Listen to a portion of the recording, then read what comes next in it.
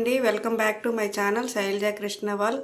ఈరోజైతే రథసప్తమి అండి. అందరికీ కూడా రథసప్తమి శుభాకాంక్షలు. అయితే రథసప్తమి రోజైతే నేను పూజ ఏ విధంగా చేసుకున్నాను ఈ వీడియోలోనైతే చూడండి.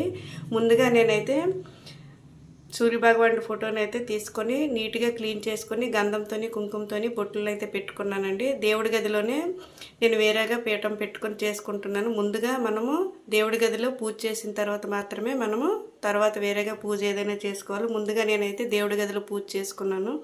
తర్వాత ఈ విధంగా స్వామివారి ఫోటోని పెట్టుకొని కొబ్బరికాయనైతే కొట్టుకున్నాను.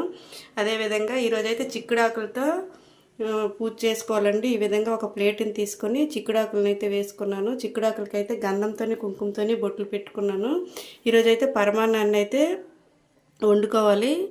అంటే పాలు పొంగించేసి పరమాన్నం అయితే వండుకుంటే చాలా మంచిదండి. ఈరోజు అయితే పాలు పొంగించుకుంటే అష్టైశ్వర్యాలు కూడా కలుగుతాయి. ఈ విధంగా నేను పరమాన్నాన్ని అయితే చిక్కుడాకుల్లో వేసుకొని ప్రసాదంగా పెట్టుకున్నాను. ఈరోజు అయితే గోధుమలతో దీపం పెట్టుకుంటే చాలా మంచిది. గోధుమలతో దీపం పెట్టుకోవటం వల్ల మనకి ఉన్న సర్వ రోగాలు కూడా నయమవుతాయి అని చెప్పేసి చెప్తారు. అందుకని చెప్పేసి నేనైతే ఈరోజు గోధుమలతో దీపాన్ని పెడుతున్నాను.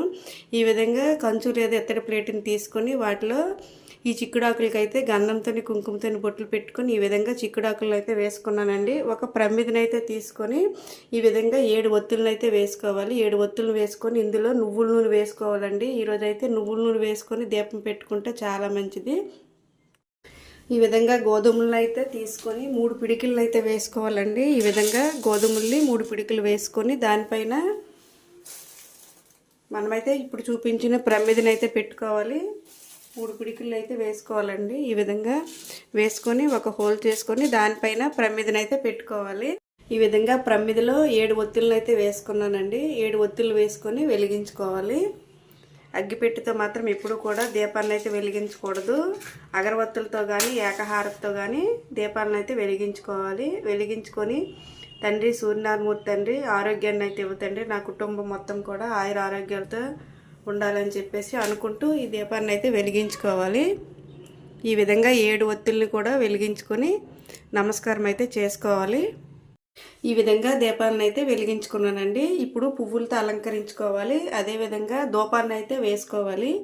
ఈ విధంగా ధూప్ స్టిక్లు దొరుకుతాయి గొడ్లు, వీటిని వెలిగించుకొని స్వామివారికి అయితే ధూపాన్ని చూపించుకొని స్వామివారి అష్టోత్తరం చదువుకుంటూ ఈ పూజనైతే చేసుకోవాలండి. లాస్ట్లో హారతినిచ్చుకొని పూజనైతే కంప్లీట్ చేసుకోవాలి.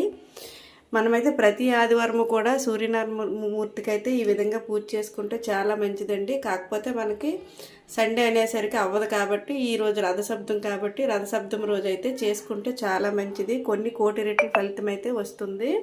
ఈ విధంగా పూజనైతే చేసుకోండి.